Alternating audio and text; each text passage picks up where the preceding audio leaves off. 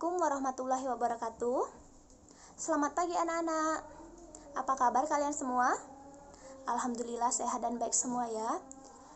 Bertemu lagi bersama Ibu Ria di mata pelajaran ekonomi pada pagi hari ini. Sebelum kita memulai kegiatan pembelajaran hari ini, ada baiknya kita berdoa terlebih dahulu agar materi yang kita akan pelajari mudah kalian pahami dan akan bermanfaat ke depannya.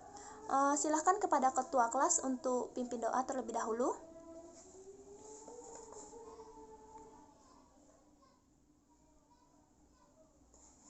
Oke, sekarang Ibu absen terlebih dahulu ya.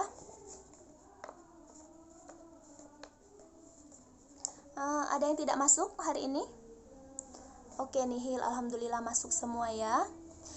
Bagaimana anak-anak? Apakah sudah siap untuk belajar hari ini? Oke, semangat sekali, sudah siap ya. Kita mulai ya kegiatan pembelajaran hari ini. Di materi sebelumnya, kita telah membahas mengenai sejarah uang di minggu lalu. Ada yang masih ingat bagaimana sejarah uang itu? Oke, coba Siska silahkan. Oke, benar ya. Jadi, sebelum mengenal uang, masyarakat dahulu melakukan sistem barter untuk memenuhi kebutuhan sehari-hari, yaitu dengan melakukan tukar-menukar barang dengan barang. Dan perkembangan selanjutnya, masyarakat menggunakan pertukaran berupa uang barang yang terbuat dari komoditas tertentu seperti emas, perak, atau kulit kayu sebagai media pertukaran. Karena masyarakat sering mengalami kesulitan menggunakan sistem barter dan sistem uang barang tersebut, maka orang-orang kemudian menciptakan alat yang lebih simpel yang terbuat dari kertas dan logam sebagai alat pembayaran yang sampai sekarang kita kenal dengan uang. Baiklah anak-anak, pada pertemuan hari ini kita akan melanjutkan pembahasan mengenai alat pembayaran tunai atau uang. Adapun submateri kita hari ini adalah 1. Pengertian uang, 2. Syarat uang, 3. Fungsi uang, dan yang keempat yaitu jenis-jenis uang. Nah, yang pertama kita akan membahas mengenai pengertian uang terlebih dahulu. Jadi, menurut Undang-Undang Nomor 7 Tahun 2011, uang adalah alat pembayaran yang sah. Selain itu juga, uang adalah suatu benda yang diterima secara umum oleh masyarakat untuk mengukur nilai, menukar, dan melakukan pembayaran atas pembelian barang atau jasa. Baiklah anak-anak, ada yang tahu mengapa kita memerlukan uang? Ya, benar sekali. Karena dengan uang kita dapat membeli apa yang kita inginkan dan apa yang kita butuhkan. Selanjutnya kita akan membahas mengenai syarat uang. Jadi anak-anak, suatu media dapat dijadikan uang jika memenuhi syarat sebagai berikut. 1. Disenangi dan dapat diterima oleh masyarakat secara umum. 2. Tahan lama dan tidak mudah rusak. 3. Nilainya tetap dalam jangka waktu yang lama. Yang keempat, mudah disimpan, dipindahkan, dan dibawa kemana-mana. Yang kelima, mudah dibagi tanpa mengurangi nilai. Yang keenam, memiliki satu kualitas saja. Dan yang ketujuh, jumlahnya terbatas dan tidak mudah dipalsukan. Oke anak-anak, sampai di sini apakah ada yang ingin bertanya sebelum kita melanjutkan ke materi selanjutnya? Iya, silahkan Rizky, mau tanya apa? Oke, Rizky bertanya mengenai mengapa uang jumlahnya terbatas. Jadi, Rizky dan anak-anak sekalian, jumlah uang terbatas karena peredaran uang tersebut telah diatur oleh pihak-pihak yang berwenang, misalnya Bank Indonesia, agar tidak terjadinya inflasi maupun deflasi. Oke, sudah paham, Rizky? Oke, baik. Lanjut ya, kita akan membahas mengenai fungsi uang. Jadi anak-anak, fungsi uang itu terbagi menjadi dua, yaitu ada fungsi asli dan fungsi turunan.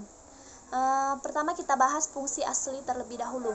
Fungsi asli uang ada dua, yaitu 1. Uang sebagai alat tukar. Uang dapat digunakan sebagai alat tukar kebutuhan manusia berupa barang dan jasa. Contohnya, misalnya kalian ingin membeli beras dan akan berobat ke dokter. kalian dapat menggunakan uang sebagai alat tukarnya. Dan yang kedua yaitu uang sebagai satuan hitung. Uang dapat digunakan untuk membandingkan nilai tukar barang yang satu dengan barang yang lain. Misalnya, kalian dapat membandingkan berapa harga pena dan berapa harga pensil. Selanjutnya, fungsi turunan uang. Jadi, anak-anak, fungsi turunan uang itu ada 5. Yang pertama yaitu uang sebagai alat pembayaran. 2. Uang sebagai alat penyimpan kekayaan. 3. Uang sebagai alat pembentuk modal. 4. Uang sebagai pemindah kekayaan. Dan yang kelima, uang sebagai alat penunjuk harga. Nah, dari fungsi 7 turunan uang tersebut, apakah ada yang ingin memberikan contoh dari masing-masing fungsi tersebut? Oke, silahkan Randy. Apa saja contohnya? Oke, benar sekali ya apa yang dikatakan Randy. Jadi, uang sebagai alat pembayaran itu contohnya uang digunakan untuk membeli makanan, alat tulis, dan sebagainya. Nah, yang kedua, uang sebagai alat penyimpan kekayaan, contohnya uang bisa kita tabung untuk kebutuhan di masa yang akan datang. Yang ketiga, uang sebagai alat pembentuk modal, contohnya uang dapat kita gunakan sebagai modal mendirikan usaha, misalnya menyewa tempat, membeli peralatan, dan sebagainya. 4. Uang sebagai pemindah kekayaan, contohnya misalnya kalian tinggal di kota Palembang. Karena tuntutan kerja ayah kalian harus pindah ke Jakarta. Kemudian ayah kalian menjual rumah yang ada di Palembang untuk membeli rumah yang ada di Jakarta. Nah, jadi itulah uang sebagai pemindah kekayaan. Dan yang kelima yaitu uang sebagai alat penunjuk harga. Misalnya kalian mengetahui harga beras 1 kilo adalah Rp10.000 dan harga baju adalah Rp50.000. Baiklah anak-anak, sekarang kita akan membahas mengenai jenis-jenis uang. Ada yang tahu jenis uang itu apa saja? Ya benar, ada uang kartal dan uang giral. Yang pertama kita akan membahas uang kartal. Uang kartal adalah uang yang beredar sehari-hari sebagai alat pembayaran yang sah dan dapat diterima secara umum oleh masyarakat. Uang kartal terdiri dari uang logam dan uang kertas. Nah, ini sudah Ibu sediakan contoh uang logam dan contoh uang kertas.